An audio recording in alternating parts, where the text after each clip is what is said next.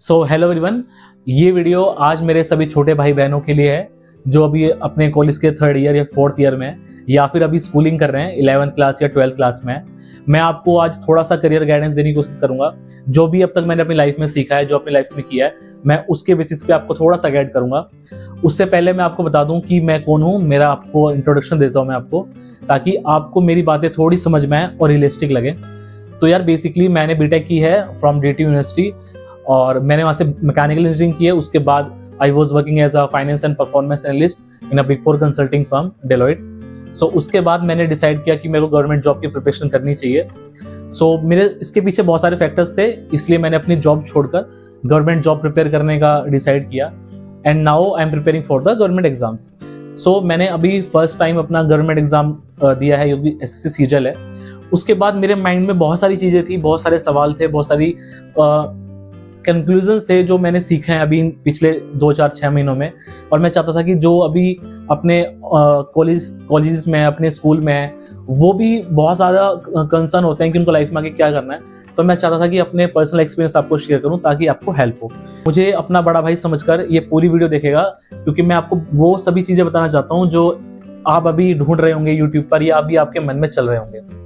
Last में मैं यार उन लोगों के लिए बात करूंगा जो अभी जॉब कर रहे हैं बट अपनी जॉब को स्विच करना चाहते हैं, स्पेशली गवर्नमेंट जॉब्स में आना चाहते हैं।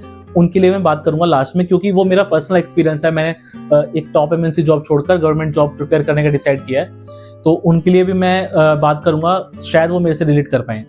तो यार आप में से ना काफ़ी लोगों के माइंड में ये क्वेश्चन भी जरूर आएगा कि मैं अभी खुद प्रिपेयर कर रहा हूँ तो आपको गाइडेंस कैसे दे रहा हूँ। तो इसके पीछे ना कुछ रीजंस है। पहला रीजन ये है कि मैं यहाँ पर बाय चॉइस प्रिपेयर कर रहा हूँ। मैं ऑलरेडी एक टॉप MNC जॉब में था जो मैंने अपनी विल से छोड़ी है, ठीक है। तो मैं ऑलरेडी एक टॉप MNC जॉब क्रैक कर चुका हूँ, तो मेरे को एक एक्सपीरियंस है जॉब का। सेकेंड चीज ये है कि जब आप एक एग्जाम क्लियर कर लेते हैं ना, तो आपका माइंडसेट चेंज हो जाता है। तब आप सिर्फ गाइडेंस में पॉजिटिव चीजें बताते हैं, नेगेटिव चीजें नहीं बताते हैं। अगर आप किसी ऐसे इंसान से बात करेंगे जो ऑलरेडी एग्जाम क्लियर कर चुका है, वो आपको ना सिर्फ पॉजिटिव चीजें बताएगा, आपको नेगेटिव चीजें नहीं बताएगा कि ड्यूरिंग द प्रिपरेशन उस इंसान ने क्या क्या चीजें फेस की है, ठीक है। वो आपको नेगेटिव साइड नहीं ले जाएगा, आपको पॉजिटिव साइड, आपको अच्छी चीजें गिनाएगा, ठीक है। तो मैं भी प्रिपरेशन कर रहा हूँ तो मैं आपको ना रियल चीजें बता रहा हूँ कि मैं क्या फेस कर रहा हूँ, क्या आपको कर सकते, आप लोग क्या कर सकते हो, आपके लिए क्या बेटर है, क्या नहीं है। मैं जो चीजें गलती कर रहा हूँ वो आप ना करें, ठीक है। या फिर अगर आप प्रिपरेशन में आना चाहते हैं तो क्या चीजें सोच क्या रहे हैं, ठीक है, पहले से आपको चीजें पता हो। तो मैं इसलिए आपको चीजें बता रहा हूँ। सबसे पहले ना मैं बात करूंगा अपने जो हमारे 3rd ईयर और 4th ईयर के स्टूडेंट्स हैं, उसके बाद स्कूल वालों के लिए। लास्ट में बात करूंगा जो अभी जॉब वाले हैं, और सबसे लास्ट में कि आप कैसे डिसाइड करेंगे कि कौन सी गवर्नमेंट जॉब आपके लिए बेस्ट है और क्या उसका सिलेबस, उसका पैटर्न आपके लिए सूटेबल है या नहीं। क्योंकि 1 साल या 1.5 साल प्रिपेयर करने के बाद आपको पता लगता है कि यार हम गलत फील्ड में आ गए हैं, ये हमारी फील्ड नहीं है। तो उन सब चीज़ों अभी बात करते हैं अपने कॉलेज स्टूडेंट्स वालों के लिए, जो मेरे छोटे भाई बहन हैं, अभी 4th ईयर 3rd ईयर में है। यार वो सोच रहे होंगे कि क्या परस्यू करे, अगर वो 3rd ईयर में है या 4th ईयर में है और किसी Tier 2 या Tier 3 यूनिवर्सिटी से अपनी ग्रेजुएशन कर रहे हैं, तो उनके लिए बड़ी दिक्कत है कि वो प्लेसमेंट कहाँ से ले, क्योंकि प्लेसमेंट ऑन कॉलेज उनकी होती नहीं है, ऑफ कैंपस भी उनके लिए बहुत मुश्किल हो जाता है। तो उन लोगों के लिए गवर्नमेंट जॉब प्रिपेयर करना एक मजबूरी है, ठीक है। तो मैं उनको बताना चाहता हूँ कि यार वो लोग क्या सोचते हैं, उनको क्या माइंडसेट होता है कि जब कॉलेज खत्म हो जाएगा उसके बाद हम प्रिपरेशन स्टार्ट करेंगे। जो लोग रूरल एरियाज में, वो दिल्ली आकर या किसी मेजर सिटीज में जाके वहाँ पे अपने प्रिपरेशन स्टार्ट करते हैं। लेकिन यार उन लोगों के लिए सबसे बेस्ट तरीका ये रहेगा, जो भी आप अभी रूरल एरिया से ये वीडियो देख रहे हैं या फिर Tier 2 या Tier 3 कॉलेज से अपनी ग्रेजुएशन कर रहे हैं, उनको मैं ये सजेस्ट करूंगा कि आप आज से ही अपनी प्रायोरिटी की, आपकी अपनी इंटरेस्ट की जॉब सर्च करना स्टार्ट कीजिए, गवर्नमेंट में कौन सी है, और अपनी प्रिपरेशन आज से ही स्टार्ट कीजिए। आप ये मत सोचिए कि ग्रेजुएशन के बाद आप अपना स्टार्ट करेंगे, क्योंकि जब तक बहुत देर हो जाएगी, कंपटीशन बहुत बढ़ता जा रहा है डे बाय डे, ठीक है। और अब बात करते हैं उनकी जो अभी Tier 1 कॉलेज से अपनी ग्रेजुएशन कर रहे हैं या फिर आप अर्बन एरियाज में अपनी ग्रेजुएशन कर रहे हैं। तो देखिए उनके लिए सिचुएशन अलग है। उनकी सिचुएशन ये है कि आप ऑफ कैंपस भी जॉब ले सकते हैं, आप ऑन कैंपस भी जॉब ले सकते हैं। और ये बात ना मैं अपनी पुरानी वीडियोस में बहुत बार कहता हुआ हूँ कि अगर आप एक अच्छे कॉलेज से अपनी ग्रेजुएशन कर रहे हैं, स्पेशली अगर आप बीटेक कर रहे हैं, तो आपको सबसे पहले अपने फील्ड की जॉब करनी चाहिए। अगर आप कंप्यूटर साइंस से हैं तो कंप्यूटर साइंस में आपको जाना चाहिए, मैकेनिकल से हैं तो मैकेनिकल में जाना चाहिए। बल्कि आज तो बीटेक में ये हो गया कि आप किसी भी स्ट्रीम से हो, आप किसी की जॉब ले सकते हैं। मैं मैकेनिकल से था, फिर भी मैंने बिजनेस कंसल्टिंग में मैं गया, तो ये काफ़ी ईजी हो गया है। अब होता क्या है एक्चुअली में कि यूट्यूब पे आपको बहुत ग्लैमरस दिखाया जाता है, आपके सराउंडिंग में बहुत चीज़ें बढ़ा चढ़ा के दिखाई जाती है कि गवर्नमेंट जॉब बहुत अच्छी होती है, ये वो। वो फायदे नुकसान की बात अलग है, बट आप सीन ये समझिए कि गवर्नमेंट जॉब की जो प्रिपरेशन है ना वो बहुत हेक्टिक है। बाहर से हमको बहुत अच्छा लगता है कि हम प्रिपेयर कर लेंगे, 6 महीने में निकाल देंगे, साल भर में निकाल देंगे, बट अब जब आप रियलिटी को देखते हैं ना तो सिचुएशन बहुत अलग है। जो हमारे प्रिपरेशन कंडक्ट हो रहे हैं, सॉरी जो हमारे अभी एग्जाम कंडक्ट हो रहे हैं, स्पेशली अगर आप एसएससी का देखिए, इस बार आपने देखा होगा कितना ज्यादा मिसमैनेजमेंट और चीजें खराब लेवल पे जा चुकी हैं। तो अगर आप एक अच्छे कॉलेज से आ रहे हैं, अगर आप अपनी अपॉर्चुनिटी छोड़ के आ रहे हैं अपनी ऑन कैंपस जॉब की कि हम गवर्नमेंट जॉब की प्रिपरेशन करेंगे, तो आपके लिए बहुत रिस्की हो जाएगा। तो मैं आपको हमेशा ये सजेस्ट करता हूँ कि आप पहले अपने फील्ड से रिलेटेड जॉब पकड़िए, चाहे वो कम सैलरी की हो, अपने ऑफ कैंपस ऑन कैंपस जहां से भी आपको जॉब मिले आप वो करिए। साइड बाय साइड आप अपनी गवर्नमेंट जॉब की प्रिपरेशन स्टार्ट कर सकते हैं। आप यकीन मानिए, अगर आप साइंस स्टूडेंट है, आपकी मैथ या रीजनिंग अच्छी है, तो आपके लिए उतना टफ नहीं होगा किसी भी गवर्नमेंट जॉब की प्रिपरेशन करना, तो आप अपनी जॉब के साथ कर सकते हैं। या अदरवाइज आप 1 या 2 साल का एक्सपीरियंस लीजिए अपने फील्ड में, कॉर्पोरेट फील्ड में, प्राइवेट फील्ड में, उसके बाद चाहे आप फुल टाइम गवर्नमेंट जॉब की प्रिपरेशन कर सकते हैं। बट इनिशियली जब आप कॉलेज से ग्रेजुएट होते हो तो आपको ये पास अपना वर्क एक्स होना बहुत जरूरी है। अगर आप अपने ग्रेजुएशन के बाद सीधा गवर्नमेंट जॉब में कूद जाएंगे, यानी प्रिपरेशन में कूद जाएंगे, और इन केस अगर आपका नहीं होता है तो आप प्राइवेट के लायक भी नहीं बचोगे, क्योंकि आपके पास वर्क एक्स नहीं है।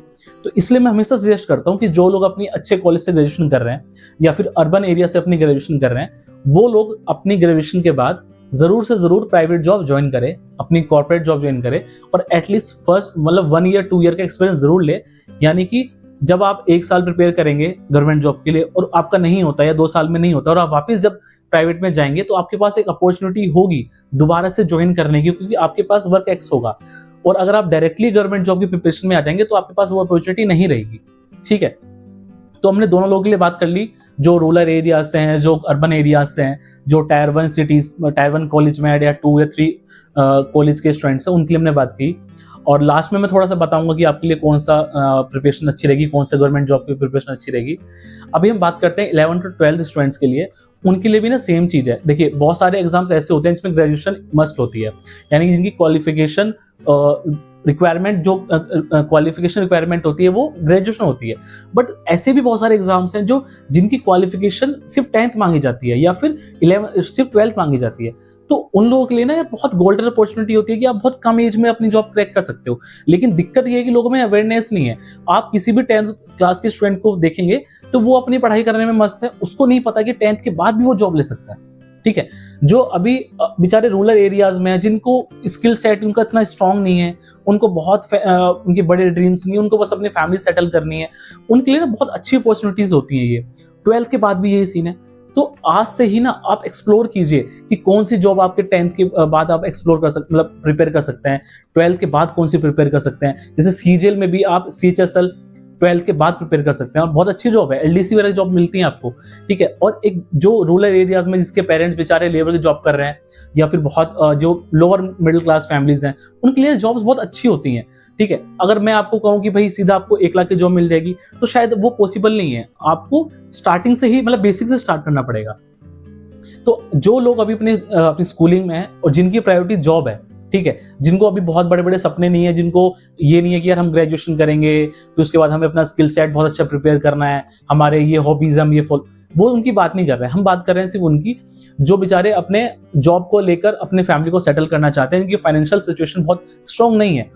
उन लोगों के लिए 10th 12th के बाद अच्छी अपॉर्चुनिटी रहती है। वो आज ही ये सर्च करना शुरू करें कि कौन कौन सी जॉब 10th के बाद एलिजिबल है, 12th के बाद एलिजिबल है, और कौन सी जॉब में उनका इंटरेस्ट है, और आज से ही उन जॉब्स की प्रिपेयर करना स्टार्ट कीजिए। तो अब ऐसे लोग भी आते हैं जो ऑलरेडी जॉब कर रहे होते हैं, बट उनका सपना होता है गवर्नमेंट जॉब का, या फिर वो गवर्नमेंट जॉब की प्रिपरेशन करना चाहते हैं। मैं भी उनमें से एक था, तो मैं आपको बहुत अच्छी तरीके से इस चीज़ को बता सकता हूँ। देखिए, इसमें ना हम 2 चीज़ें देख सकते हैं। एक इंसान वो होता है जिसकी फाइनेंशियल सिचुएशन अच्छी होती है, वो अपना जॉब छोड़कर फुल प्रिपेयर कर सकता है, उसमें तो कोई दिक्कत है ही नहीं। आप फुल प्रिपेयर कीजिए, 1-2 साल में आप एग्जाम निकाल देंगे। लेकिन जो लोग ऐसे हैं जिनके फाइनेंशियल सिचुएशन ऐसी नहीं है कि वो जॉब छोड़कर प्रिपेयर करें, उनके लिए धर्म संकट आ जाता है कि वो कैसे प्रिपेयर करें। तो देखो, आपको ना कोई कितने भी बड़े बड़े सपने दिखाएं, कितनी भी अच्छी अच्छी बातें बोले कि गवर्नमेंट जॉब ये है वो है, 1 महीने में निकाल दोगे, 1 साल में निकाल दोगे, 6 महीने में निकाल दोगे, आपको किसी की बात नहीं सुननी है। आपको अपनी गवर्नमेंट जॉब, आपको अपनी प्राइवेट जॉब या किसी भी तरह की जॉब नहीं छोड़नी है। क्योंकि जब हम गवर्नमेंट जॉब की प्रिपरेशन करते हैं ना, ये बहुत ही हेक्टिक और बहुत ही मतलब अलग ही एक एक्सपीरियंस होता है। ठीक है, और जो अभी सिनेरियो चल रहा है एसएससी एग्जाम का या डिफरेंट गवर्नमेंट एग्जाम्स का, वो अच्छा नहीं चल रहा है। तो यहाँ पे ना बहुत रिस्क है। और आप आएंगे 1 साल का सपना देखकर या 2 साल का सपना देखकर, हो सकता है आपको 4 साल या 5 साल लग जाए। तो आप ना गवर्नमेंट जॉब मत छोड़, आप अपनी जॉब मत छोड़िए, सॉरी, और ना आप जॉब के साथ ही प्रिपेयर कीजिए। बाकी जो लोग जिनका फाइनेंशियल सिचुएशन अच्छा है, वो तो बिंदास अपना जॉब छोड़कर प्रिपेयर कर सकते हैं, ठीक है, उनके लिए तो कोई कंस्ट्रेंट नहीं है। तो यही चीज मैं आपको बोलूंगा कि आप किसी भी यूट्यूब पर किसी भी चीजों को पॉजिटिव वे में देखकर ना जोश में आकर अपनी जॉब मत छोड़िएगा। आप अपनी जॉब के साथ प्रिपेयर कीजिएगा।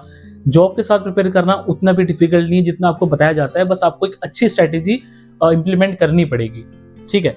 अब मैं थोड़ा सा आपको ये बता देता हूँ कि मैंने कैसे अपनी प्रिपरेशन स्टार्ट की थी और मेरे को कैसे पता लगा कि मेरे लिए एसएससी बेटर है या यूपीएससी बेटर नहीं है, या कोई दूसरा एग्जाम बेटर है या दूसरा एग्जाम बेटर नहीं है। देखिए, बहुत सारे तरह के एग्जाम्स होते हैं, गेट, एमबीए के, एसएससी, कॉमर्स रिलेटेड, यूपीएससी। तो आपको कैसे पता लगेगा कि आपके लिए बेस्ट एग्जाम कौन सा है?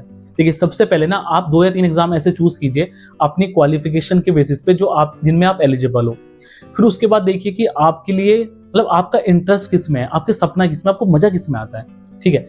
उसके बाद अच्छा, इन सब चीजों से ये डिसाइड नहीं होता है कि आप इस जॉब के लिए बने हो या ये जॉब की प्रिपरेशन आप कर सकते हो। तो बेसिकली आपको करना क्या है ना कि आप जिस भी एग्जाम को आपने टारगेट किया है, चूज किया है, आपको पिछले साल के 5 मॉक देने हैं, उनका एवरेज स्कोर निकालना है और उस साल के कट ऑफ का अगर वो 50% है, इट मींस कि वो पेपर आपके लिए सुटेबल है, आप उसकी प्रिपरेशन कर सकते हैं बिंदास।